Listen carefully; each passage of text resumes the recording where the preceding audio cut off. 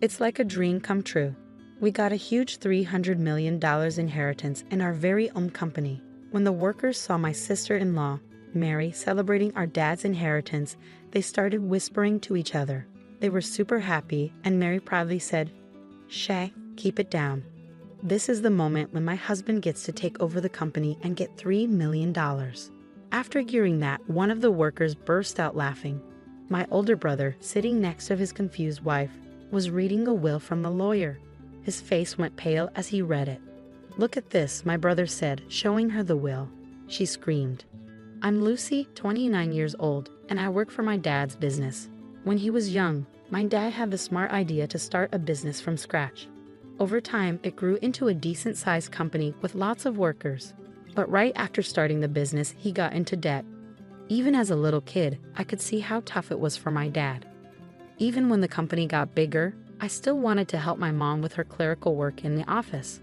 My parents told me I could go to college and choose any career I wanted, but I really wanted to work for my dad's company. That's all I could think about when I finished high school. When I joined my dad's company, Bob, who had been working there for a long time, was the first person to teach me about business. He didn't treat me differently just because I was the boss's daughter. Thanks to Bob, I got to learn a lot about how the company works.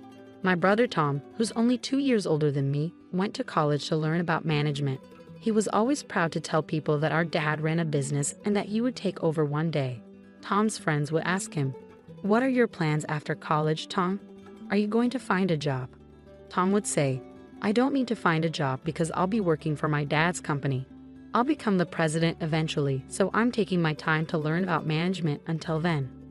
"Wow, you're going to be the next president. That sounds like a really stable future. I'm kinda jealous," one of Tom's friends said. "Tom, you have a younger sister too, right? Won't there be a competition over who gets to take over the company?" Another friend asked. "Yeah, I have a younger sister, but she's just finished high school and she's pretty down to earth," Tom replied. "You always say that, but I've heard she's actually doing some important work behind the scenes at the company. If I become president, I'll make sure to keep her on board, as long as she listens to me," Tom assured. My brother was spending a lot of money and having fun, pretending it was all part of learning to be a business manager. He knew that if he acted well, he'd have lots of friends around him, and being the next president of the company made him popular with women who wanted to date him. He ended up marrying Mary, who was very flashy and attractive. They had a fancy wedding, went on a luxurious honeymoon overseas, built a big mansion, and started their life together. He said he did all this to look good as the future president of the company. Mary seemed happy with Tom. He listened to her and let her enjoy all the fancy things in life. "I doubt she'd want a life like mine, where I work with my mom behind the scenes in my dad's company," I told someone.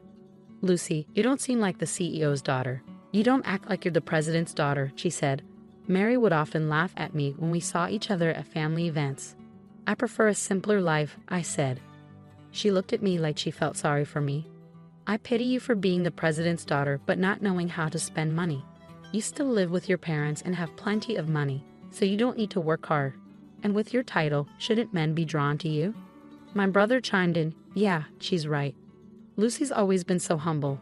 People wouldn't even guess her dad's the president. She treats everyone like equals. It's surprising. I still have a lot to learn in my job. Many of my colleagues are better than me, so I can't act like I'm the boss," I argued. But my brother looked shocked. "That's why you're not useful. A boss needs to stand out so they're respected by their team. Let others handle the simple tasks. It seems like only Dad and I are the bosses around here. You shouldn't belittle your team, no matter how powerful you are." Before I could reply, my brother interrupted me, looking annoyed. "A woman who's too logical isn't attractive to men." Then Mary joined in, "If you keep talking like that, you'll never find a husband. You should try to be more appealing, don't you think, Tom?" "Yeah, well, when I become president, I might just fire a humble employee like you," Tom said. After that, my brother and Mary said their piece and left quickly. My mom, who had stayed quiet during all of this, comforted me after they left. She said, "You're doing great work for the company, which really helps me and your dad. Don't let what Tom says bother you." My dad nodded, looking serious. They had already told my brother to his face that they didn't like his ideas. But after that, My brother and Mary got upset and didn't come to our house for over a month. I remembered how gloomy it was during that time, so I told my parents, Tom and Mary can say whatever they want. After that, Tom and Mary kept living their lives however they wanted, going to fancy restaurants and luxury resorts. It was all to make it seem like Tom would be the president of my dad's company one day. My dad was working really hard to grow his business, but one night at home, he started complaining of chest pain. "Dad, are you okay? Just try to stay calm." "I'll call for an ambulance," I said. "Lucy, grab this." As we waited for the ambulance, my dad motioned to a drawer and told me he had a letter for me. I hurriedly grabbed the letter from the drawer. "I want you to read this if anything happens to me. Everything else is up to the lawyers," he said breathlessly before losing consciousness before the ambulance arrived. Despite being rushed to the emergency room, he died without regaining consciousness. My brother and Mary were away on a trip when my father passed away, so they couldn't be there for him. They returned from their trip 2 days later. At the end of my father's funeral, Tom said, "We're just glad we arrived on time. I never imagined my father would pass away while we were on vacation." I was shocked. My brother and Mary showed up at the funeral without any worries, not acknowledging that my mother and I had been left to handle everything. I talked to my brother about it in private, so the other employees wouldn't hear. "Couldn't you have come back home sooner?" I asked my brother in private. "What? I couldn't. Our return flight was already booked," my brother replied without offering an apology, then turned to address the employees. "Thank you all for your support. From now on, I'll be stepping into my father's shoes with dignity," he said. Mary glanced around at the employees, who had gone silent at my brother's words, and praised him, saying, "That's exactly what Tom would do." "Everyone's impressed, right? It's only natural, considering my husband's dignity." With pride, my brother said to me, "Lucy, isn't the ceremony about to begin? Please lead the way." I was annoyed by my brother's tardiness and his arrogance, but I led him and the employees to the meal ceremony table. My brother continued to act arrogantly as we ate. "Lucy, isn't the quality of this food questionable? It might lower our father's reputation as president," he remarked. "Mom and I already discussed it and agreed on the menu. Plus, I don't need you telling me what to do. This is why people don't understand what it means to be president," I snapped back. He not only bossed me around but also gave orders to the other employees serving the guests. "You're useless," he declared. I hurried to intervene when I heard my brother ordering Bob, a longtime employee, around. "Tom, that's not right. Don't talk down to Bob or any of our employees. They deserve respect. Why should I act humble in front of someone who's just an employee? They should show me more respect as the president," he argued. Mary joined in, backing him up. "That's correct. Lucy, stop disrespecting Tom, the president of the company. If you keep disobeying him, he can fire you. He's in charge," she warned. Just as my brother and his wife were getting worked up, a man showed up. "Sorry to interrupt. Your father asked me to handle his inheritance," he revealed. He was the lawyer my father had hired while he was still alive. Then it hit me. My father had mentioned before he passed away that he had already hired a lawyer. It seemed he had been preparing for his death and had spoken with a lawyer a few years back. My brother and Mary's faces lit up when the lawyer mentioned inheritance. They eagerly welcomed him into their room. Tom said, "Thank you for coming. Let's get this done as soon as possible." But as he spoke with the lawyer, Tom started to cry. Wasn't my father's inheritance supposed to be $300 million? Mary, upon hearing this, couldn't contain her excitement. $300 million. That much money for our company is like a dream come true. The employees started whispering when they heard this. Mary proudly announced to the grieving employees, "Quiet down. This is the moment when the company and its $300 million inheritance passed to Tom." Upon hearing this, one of the employees burst into uncontrollable laughter. My brother had the will and was reading it next to Mary, who was puzzled by the employee's reaction. My brother's face went pale as he read, Mary, according to the will, the entire company will be inherited by the eldest daughter, Lucy," he stammered. He stared at the will for a moment, then erupted. "This can't be. It's wrong." The lawyer, sounding troubled, confirmed, "This is a legally binding will." My brother's voice grew more strained. "What? I can't believe this. How can Lucy become president instead of me?" "Maybe Dad was just getting old and forgetful," Mary chimed in. Yeah, your father wasn't thinking straight. A will made by someone losing their mind is worthless. Hearing this, I lost it. I couldn't stand by while they insulted my late father. I couldn't let anyone, even family, disrespect my father, who was a good man till the end. Stop. The idea of my brother Tom becoming president is even more absurd, in my opinion, I asserted. My brother was furious. What are you trying to say? That I'm not fit to be president? He snapped back. Without hesitation, I fired back, you're absolutely right. How can you lead this company if you've never contributed to it? Don't be ridiculous.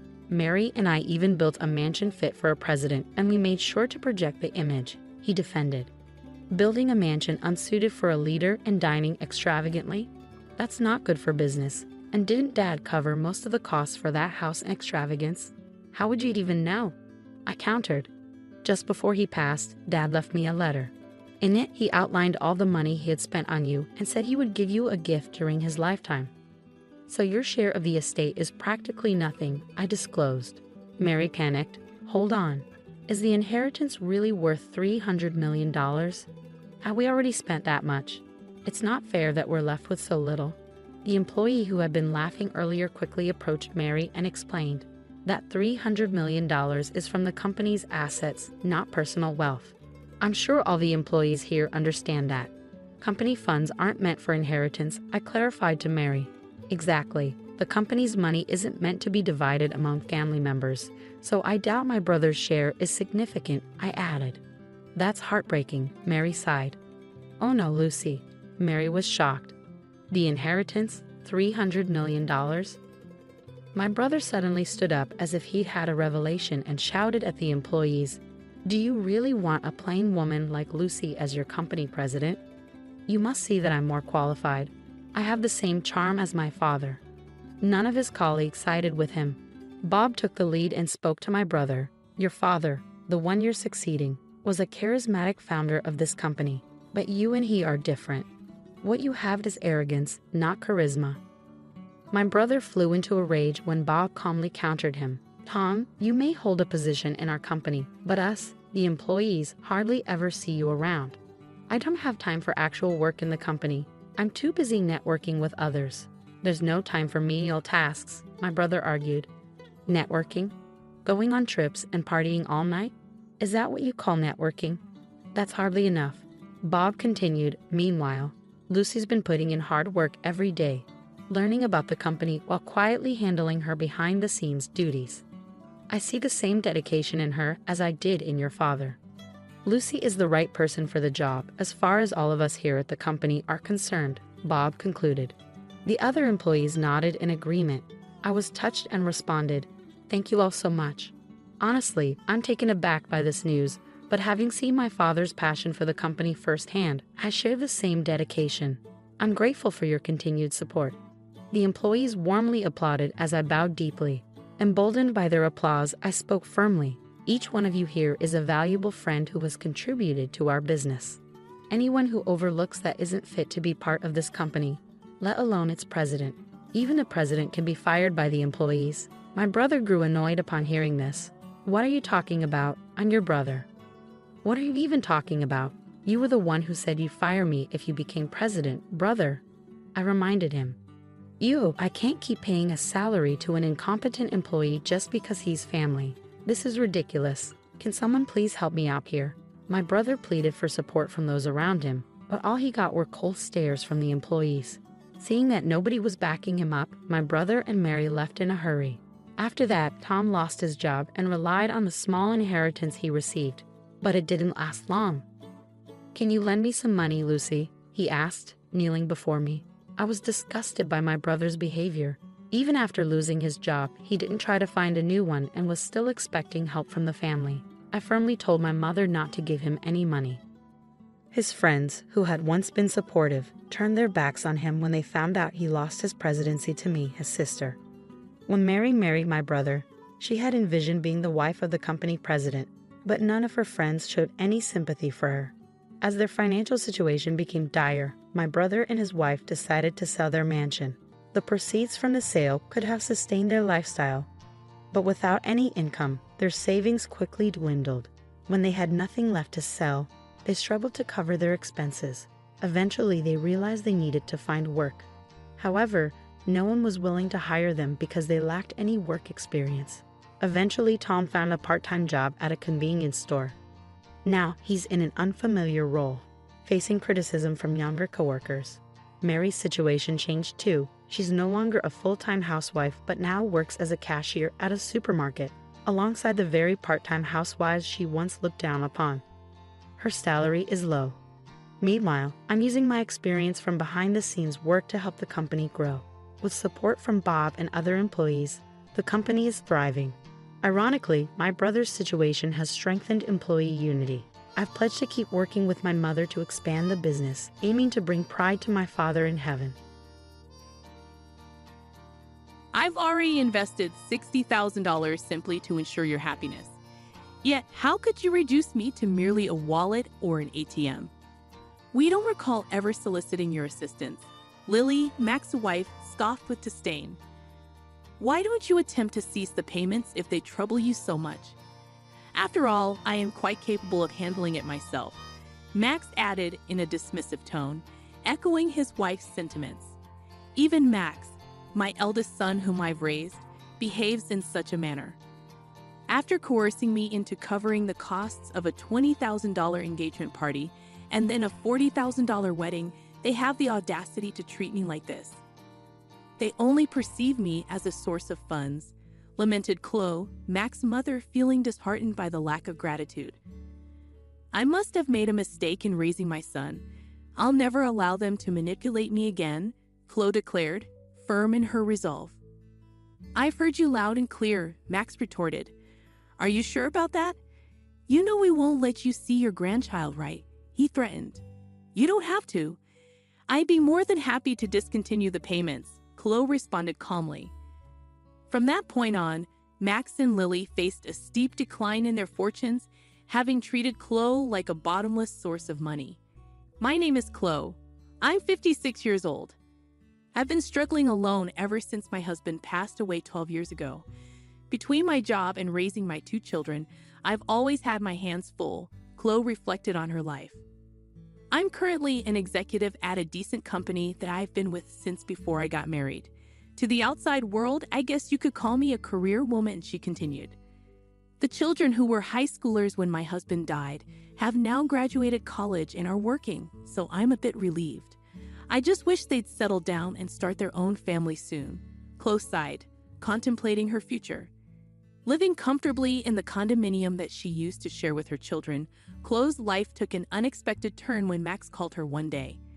I want to introduce you to a woman I'm thinking of marrying, Max said excitedly. Delighted, Chloe agreed, and when Max brought Lily, his fiancée, to meet her, Chloe couldn't help but be proud. Nice to meet you. I look forward to getting to know you, Chloe greeted Lily warmly. The woman Max introduced as Lily was a receptionist at his company, strikingly beautiful, and Chloe couldn't help but feel pleased that her son had found someone like her. Congratulations to you both. I'm here to support your happiness, Chloe said, beaming with joy. Their conversation flowed, and eventually, the topic of the engagement party arose. We're planning to have an engagement party soon, Max informed Chloe. I need to start preparations. Then, Mom, could you cover the $20,000 cost for the engagement party? Max sprung the request on Chloe, his mother. Taken aback by the hefty sum, Chloe hesitated momentarily. I thought the average cost was around $10,000. However, seeing their happy faces, I couldn't refuse and agreed. Of course, it's a happy occasion, she conceded. Later, Chloe's eldest daughter, Mia, paid her a visit. How's work going? The deadline was yesterday, Chloe inquired, concerned for Mia's well-being. I'm managing well, so don't worry, Maya reassured her mother. A manga artist, Mia hadn't yet struck gold with a major hit but managed to make a living through her series. With her talent in drawing and her love for manga, it seemed like the perfect fit for her. By the way, Mom, Max is getting married, isn't he? Mia inquired. Yes, he came by the other day with his fiancée, Lily, to introduce her. They've asked for $20,000 for the engagement party, Chloe informed Mia. Wow, $20,000 is a hefty sum for sure, Maya remarked. It's not like that. Apparently, they're going to split it for their wedding funds and to send gifts of gratitude. Is that how it works? Chloe wondered aloud. On the day of the engagement party, Chloe handed over the promised $20,000. Both Lily and her parents looked delighted. "We'll use this to start our new life together," they exclaimed, stashing away the money. There were no gifts of gratitude that Chloe expected, but she reminded herself that this was typical of engagement parties. As long as they could have a happy marriage, she reasoned, it was okay. However, a few days later, Max dropped a bombshell. "I want a grand wedding with lots of company and connections invited, maybe around 250 people," he announced. "That sounds wonderful. And with that, Mom, I'd like to ask you to cover the upfront cost of the wedding," Max requested. "What? I was under the impression that weddings were funded by the couple themselves," Chloe protested. "I'm counting on you, Mom. It's pretty standard for parents to pay for the wedding. But didn't I give a lot of money for the engagement party? Lily's parents are frail and can't contribute, and I'll give you back the wedding gift," Max pressed on, leaving Chloe feeling reluctant to agree. I opened the bill Max had brought, and to my shock, the amount totaled $40,000. The idea of such an upfront cost made my head spin. How grand of a wedding were they planning? Wait a minute, isn't this a bit too much? Why not have a wedding within your means? I questioned, feeling overwhelmed. It's a once-in-a-lifetime event, and Lily doesn't want to compromise. Plus, don't you want Lily's parents to see how happy she is? Max countered, cornering me. Being pressured like that, I couldn't refuse. All right, it's indeed a joyous once-in-a-lifetime occasion, I conceded reluctantly. Seeing my consent, Max smiled and thanked me before leaving the room. Later, I transferred the upfront cost of $40,000 to the wedding venue. It was difficult to part with the money I had been saving for my retirement, but I told myself it was for my child's happiness. 2 months later, on the wedding day, the venue was more luxurious than I had anticipated. Mia and I arrived early in the morning to change into our dresses and get our hair done. As I approached the bride and groom's dressing room to knock, I'd overheard their conversation. "I can't believe we're able to have such a lavish wedding, thanks to Mom," Max exclaimed. "Absolutely, and she gave us $20,000 for the engagement party. I even managed to buy a new bag. What a great wallet, more like an ATM. Let's keep withdrawing from it, Max," Lily chimed in. "That's mean," Maya whispered, stunned by their conversation. Lily continued gleefully, "If we ask her, she'll probably cover the rest of the wedding costs, right?" "Of course you will. Leave it to me. Then let's use the wedding gift for a honeymoon trip to Hawaii. And of course, we'll take my parents along. How about buying a high-rise apartment for our new home?" "That sounds perfect. Let's get my mother to cover the cost. She does have the money, after all," Max proposed eagerly. My hand, raised to knock on the door, trembled. Mia gently held my shoulder and led me away from the door, breathing slowly. I grasped Mia's hand, which rested gently on my shoulder, and whispered, "Mia, there's something I need you to look into when the ceremony starts." "Of course, Mom. Leave it to me," Maya assured me. And so Max and Lily's wedding commenced. From their vows in the chapel to the toasts at the start of the reception, my mind was consumed with the conversation between Max and Lily earlier. Even as the MC introduced me and the spotlight fell on me, all I could manage was a bow. Mia, who had been circulating and offering toasts, returned to me. "Mom, I checked with Lily's relatives. Both of her parents are perfectly healthy." "That's horrible. We need to confront them." "I'll be right there with you," I declared. Just as Mia spoke, it was time for the first wardrobe change. Lily exited first, followed by Max. As Max emerged, the MC announced, "Now the groom will exit, escorted by his mother, Chloe, who raised him single-handedly." Summoned, I walked down the aisle to meet Max. A little tipsy, Max was in high spirits, announcing into the MC's microphone, "This is my amazing mom." Keeping a straight face, I walked beside Max, exited the hall, and headed straight to the dressing room where Maya was waiting. She approached Max and began, "Max, there's something I need to ask you. What is it, sis? Make it quick. I need to change and get back, Max replied curtly as he undressed. I've heard the conversation in the dressing room earlier. How could you talk about mom like that? Mia confronted him. Huh, you were listening? Well, whatever. Max dismissed her with a shrug. Taken aback by Max's attitude, Lily, who had already changed into her dress, entered the room. Mother-in-law and sister-in-law, what's going on? She demanded. Mia found out that your parents are healthy. They both have good jobs. Why are you making our mom pay for everything? What's going on? I added, unable to contain my frustration. What is this? Some kind of sister-in-law bullying? Scary, Lily mocked, dramatically recoiling. My patience snapped at her mocking attitude. I've already paid $60,000 hoping for your happiness, and yet you treat people like their wallets, ATMs. What kind of language is that? I confronted Lily, exasperated by her dismissive attitude. Hearing this, Lily laughed as if it were a joke. Acting all high and mighty for such a small sum. We're not in your debt. Besides, it's normal for the groom's parents to pay for the wedding, right? But you lied about your parents being ill to buy a new bag. Who? You were eavesdropping. That's a terrible hobby, Lily retorted, mocking Mia. Mia, angered by Lily's words, snapped back. Watch your mouth. I don't want to be told off by someone doing some weird job as a manga artist. It's because you're such a nerd that you can't get married. That's right, you're hopeless when it comes to marriage, sis. Max chimed in, joining Lily in the mockery.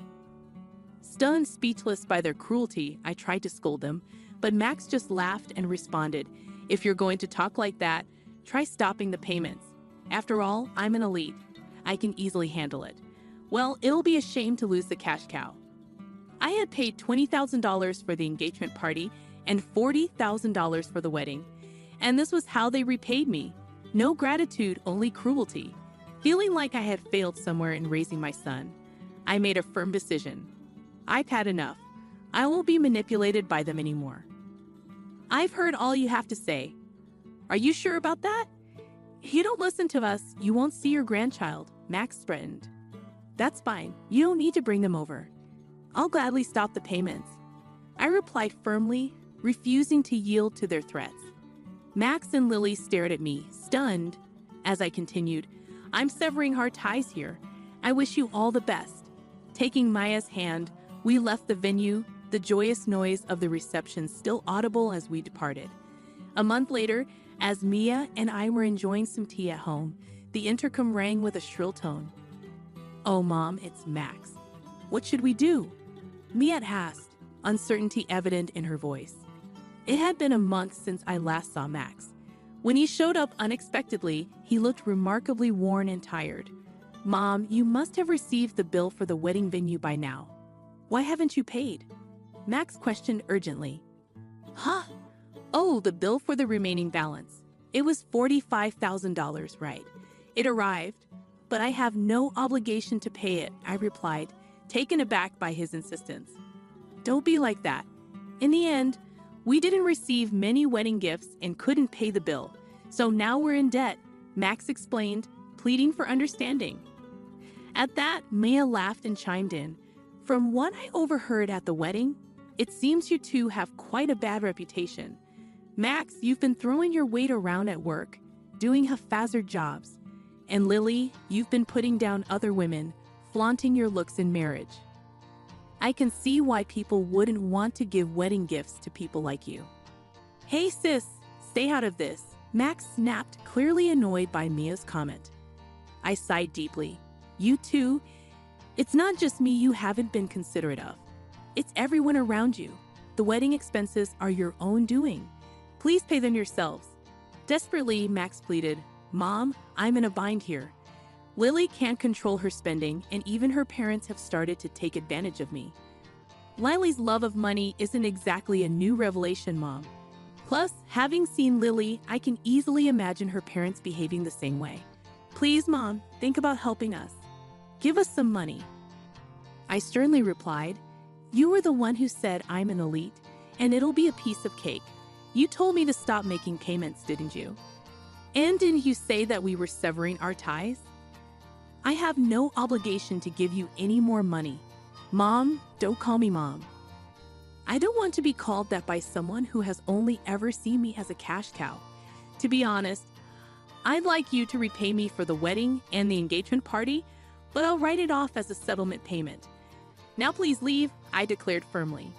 Max, who had looked shocked, now had a malicious look on his face. Hey, are you really okay with this, Mom? Cutting ties with us like that? How will you spend your old age without a husband?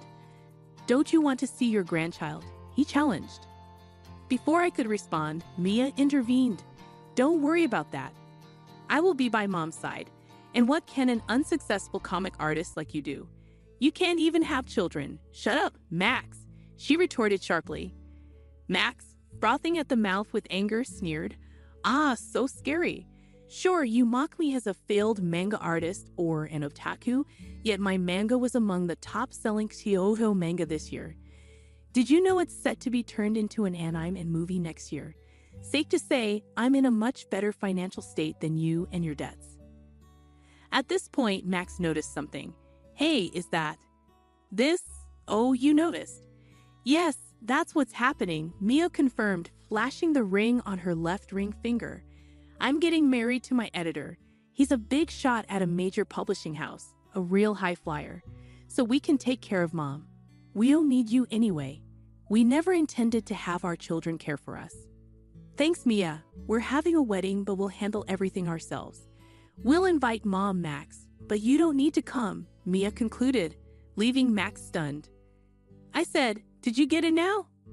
Never bother us again. With those words, Mia and I steadily pushed Max towards the front door. Please, Mom, and you too. Sis, Max pleaded, but it was time to make a stand. Then something came to mind. What are you going to give us money for? Max's hopeful expression turned sour as I continued. That director at your wedding? Turns out, I didn't know, but he's a client of my company. It seems you're hiring and all your undeserved privileges were out of consideration for me. I told him to stop that, though. What? You didn't hear about this? Stop it, please. Handle it on your own. Now goodbye. With finality, Mia and I pushed Max outside and firmly locked the door. Max made a fuss outside, but after ignoring him for a while, it became quiet. A year passed since then. Right after that incident, I sold a house to avoid Max and Lily's visit and bought an apartment with elderly services for my old age. According to a neighbor from my condo, Max and Lily showed up and created a scene, asking why I wasn't there. Hence, I believe my decision was the right one. As for Max and Lily, they'd abandoned their dream of a luxury high-rise apartment and now live in a cramped space. Max, it seems, was demoted after his actions were reviewed. Perhaps hurt from falling from his elite status, Max worsened his attitude towards others.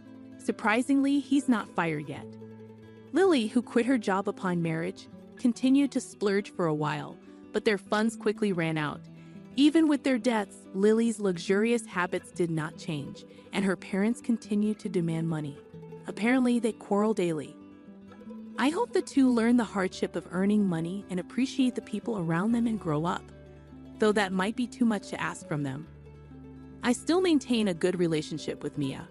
Mia's husband is a good man who treats me well, and they are expecting a baby. I plan to spoil my lovely daughter and grandchild, and looking forward to it